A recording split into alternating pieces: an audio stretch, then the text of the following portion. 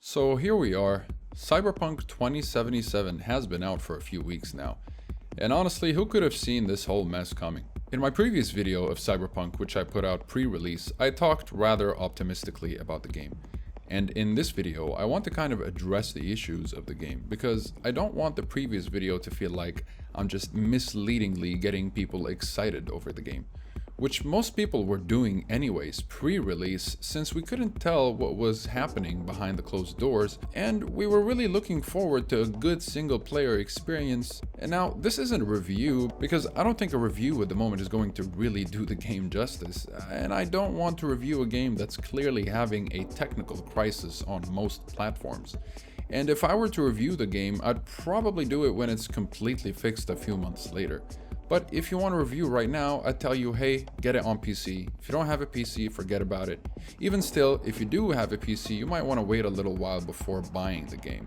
And yes, it is definitely worth a purchase once it's completely fixed. And that concludes the review part of this video. Now, for starters, I want to get my opinion out of the way. I am actually enjoying the game since I'm playing it on PC. I enjoy the gameplay aspects, the gunplay, and the variety of builds and different ways you can tackle missions. The quest team did a great job, the story narrative is engaging, and if you've played The Witcher 3, you'll know that the dialogue options are often interesting, and CDPR did a good job there. The characters are intriguing, and they push you to want to continue the main quest to find out more about them and the story itself. I don't think anyone can take that away from Cyberpunk, and regardless of the big giant mess of controversies surrounding Cyberpunk and CDPR, I still believe that the game has a solid foundation to build off of and has potential to become a massive success, and I do believe it will get there sometime during the first quarter of 2021. But even in its current state, there are plenty of positive things to say about the game, and everything that's good about the game will probably be improved and built up on in the near future, and everything that's bad or broken will also be repaired and improved later on. On PC, the game is definitely playable and enjoyable for the most part.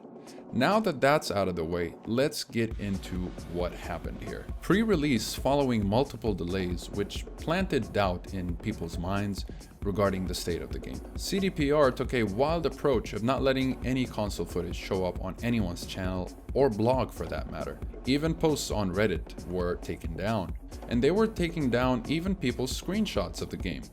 And their excuse for that behavior was that they didn't want any spoilers to spread around, and despite some of the leaked footage containing bugs, people still gave CD Projekt Red the benefit of the doubt and believed that a day one patch will most likely fix everything. Of course, as you may already know, they were hiding the console footage because it was pretty much in a hideous state, full of bugs and arguably game-breakingly bad.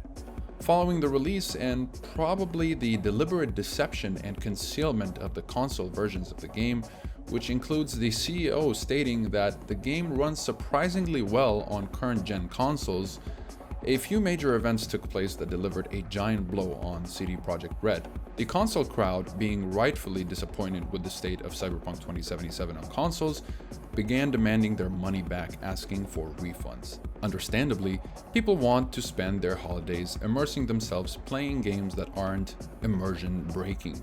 And while on PC the game ran fairly well from a technical aspect, and I say fairly because it simply just ran only fairly well and not very well, I was struggling to maintain a 60 FPS average running on medium settings on my 1060. The game has even more issues on PC, which I'll get into later. But on console, the game ran irritatingly bad, which prompted something completely unprecedented to take place. And that is, Sony and Microsoft went against their own terms of service and for the first time started handing out refunds to everyone who asked for them, granted they bought Cyberpunk 2077 digitally. And for physical copies, some retailers like GameStop were also handing out refunds for Cyberpunk, calling it a defective game, and offered full refunds regardless whether the game was opened or not. Now, as far as I know, this is the very first time something like this has ever happened in the gaming industry, especially something as devastating as Sony pulling Cyberpunk from the PlayStation Store, which they created a dedicated page for. This ordeal caused immense damage to CDPR's reputation, which was years in the making, having earned everyone's trust through the award-winning Witcher 3. and as their reputation plummeted, so did their stocks, declining by about 40% since release day. Obviously, the percentage will be fluctuating, but during the first month of release, we can safely say that the stocks took some damage and investors are definitely displeased. In fact, so displeased that they filed a class action lawsuit and are taking CDPR to court over the disastrous release and misleading advertisement of the game. I'm sure that more and more controversies will keep popping up, and a lot of these hit pieces will probably dishonestly target CDPR the same way they've been doing with the contrived, contentious, so-called reporting that game journals are known for nowadays.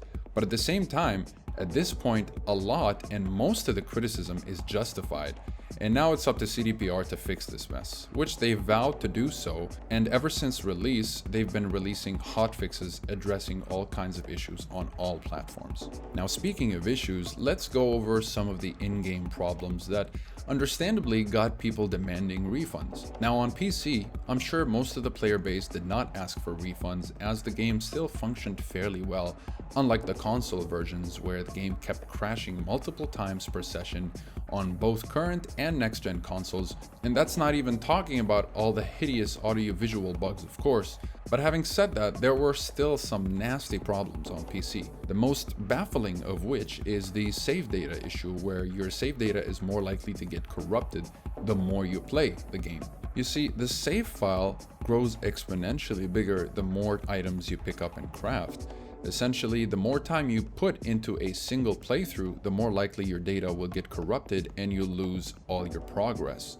And what's even more baffling is the rant that one of the moderators on the CDPR forum stated that the game was never meant to be played for long hours, and so that the best thing to do for now is not to put in too many hours in one character, which really just goes against the very concept of an RPG. He continued to say that CDPR developed Cyberpunk in a way that it's not designed for NG+, or was never meant to be played like Dark Souls or an MMO. In this case, Cyberpunk 2077 should have never been advertised as an RPG in the first place. Nonetheless, he does say that hopefully this will be fixed in the future, and CDPR seem to be laser focused on fixing the game at the moment. Though this moderator definitely did not give CD Projekt Red a good look. Not a very good response to tell people to not play the game if you don't want to have any issues with it. And to address the rest of the in-game issues, such as the clearly unfinished AI of the game, the NPCs of the world are very noticeably and overly stupid, immersion breaking to say the least. Police system isn't very fun to interact with. Your character's background choice doesn't seem to make much of a difference besides some dialogue options. The 6 endings are accessible from the last mission, so choices in the middle of the game won't affect the ending. Only the choice that you make in the final mission will actually have an impact on the ending. Unlike The Witcher 3, where some of the choices that you make throughout the game will affect the ending. The gangs don't have much of a role besides doing a few missions with them. You can't affiliate yourself with any of the gangs or interact with them in any meaningful way. The world doesn't offer you much in terms of interactability, unlike Yakuza, for example, where the world truly feels alive and you can almost interact with everything in the game. Nothing of that sort in Cyberpunk, although it had been advertised as such. Some missions get bugged out and are compromised as a result. In one of the racing missions for Claire, the car got stuck between some street poles and I had to restart the race. In the same race, the game froze when I crashed the car into the sea, and I haven't even finished playing the game yet. These are issues that I came across and issues that my friends told me about in their own playthroughs. Reddit user Morepire accurately highlights more in-game world problems and the lack of character personalization. I'll leave a link in the description if you want to check out the page yourself, but some of the points he makes here are very valid, saying that the world of Night City continually offers things to everybody except V. Our player character exists in a bubble. They watch the world happen around them, but they often can't choose to participate in it at all. For example, everyone else in the world can change their appearance, makeup, hair, etc. on a whim to suit themselves, but not V. Everyone else in the world has access to custom weapons that they can accessorize to their clothing or personality or job, but not V. On that note, everyone else can just buy the clothing that they want, present themselves however they want, so long as they have the Eddies, but not V. Everyone else can just buy the car they want with the colors and features they want, but V can only take their hand-me-downs. Everyone with the Eddies can buy furniture, change the look of their living space, adorn it with trinkets and mementos, tidy it up, or leave it a mess, but not V. Police corruption is offered regularly but totally inaccessible. Drug dependence or brain dance addiction is referenced and demonstrated but isn't a risk to the player at all, despite the character flaw being a major feature of the roleplay. Counter hacks and contested breaches are referenced a lot. They're a huge part of the Cyberpunk world and lore, but they're never actually encountered. In combat, you encounter a hostile quick hack by killing or subduing the attacker, or stunning them with a faster hack, not by defeating their hack or turning it against them. Those are all fundamental aesthetic barriers to role-playing, but it gets worse, because V can't really do the things that anyone else does either. Everything that V can do is strictly utilitarian, shooting, driving, and hacking only where necessary to advance a quest, and every one of their relationships seemingly terminates the moment it stops functioning for the plot. While everyone else in the world can make friends, have dinner, go on dates, walk together, drive together, go shopping, play games, watch movies, or virtues together, V can't do any of that. RPG games with followers get to take it for granted that whatever you're doing together. But Jackie was the closest thing we had to a follower, and even that was utilitarian. Notably, the Bethesda games also allow for pointless, totally frivolous activities like collecting teddy bears or garden genomes, stuff that's just emergent gameplay and not even created to be an activity. But there's not even scope for anything like that in Cyberpunk at the moment, at least. And despite all of the marketing about, sexual activities in the game and stuff like that, only 2 partners are available in the entirety of the game. They're called dolls in the game, but yeah, only 1 female and 1 male doll is available in the game. That's kind of weird, considering that Witcher 3 had over 10 partners, accessible partners in brothels and stuff like that. Not the most important, but marketing suggested that, so yeah, that's worth mentioning. CD Projekt Red issued statements about satisfying people's refunds even if they had to pay it from their own pockets, and also issued an apology letter promising to fix the game. It's just a big mess, and it's going to take CDPR months, if not much more, to recover from this. Now, you could say that the game was rushed by money-hungry publishers who just wanted to release the game by the holiday season in order to cash in on the holiday money, and given the way that governments are handling the COVID ordeal with lockdowns and shutting down economies, I'm pretty sure that CDPR's development of Cyberpunk 2077 got heavily impeded. You can't expect one of the most ambitious games to be developed from home. A project like this needs teams of developers to be in the same studio and place addressing all of these problems and fixing them together. I myself dipped my toes in the world of game development, and I know exactly how hard and frustrating it can be. And I honestly hated it and never looked back. It was just not the kind of work I like to involve myself with. Just imagine the CD Projekt Red developers trying to address a bug or issue with the game over emails or Zoom or Discord, having to go through so much time to address an issue online, whereas had they been in studio, all they would have had to do is simply walk over to another desk and simply point at the bug or problem at hand, and that's that. I'm sure that the lockdowns and economic crisis definitely contributed to the failure of Cyberpunk 2077's launch, and it probably would have been a better idea to just delay the game a few more months. But that still does not excuse the mismanagement of the executives and the misleading marketing exercised by CDPR. I mostly feel sorry for the hard-working developers who most likely knew that they needed more time with the game before releasing it. These hard-working devs worked for years waiting for the bonuses that should have followed the release of Cyberpunk 2077. As of now, CD Projekt Red sold more than 13 million copies worldwide, including the refunds.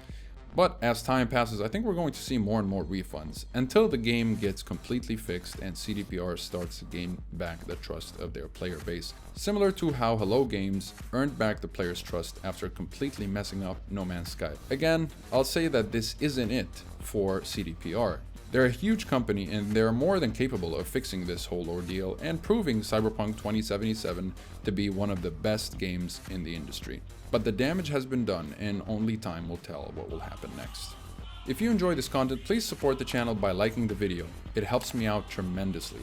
And subscribe if you'd like to see more content. I cover games that I personally enjoy like Tekken. I will also be heavily covering all things Elden Ring related if you're interested in that, and we'll be making some fun Demon's Souls content when I get my hands on a PS5. I'll also be making more Cyberpunk content, especially when it's fully fixed and when DLCs come out, as well as its promised online future content, but we'll see about that. Let me know if there are any other games you'd like me to cover. I hope you have a wonderful holiday season and have a great day.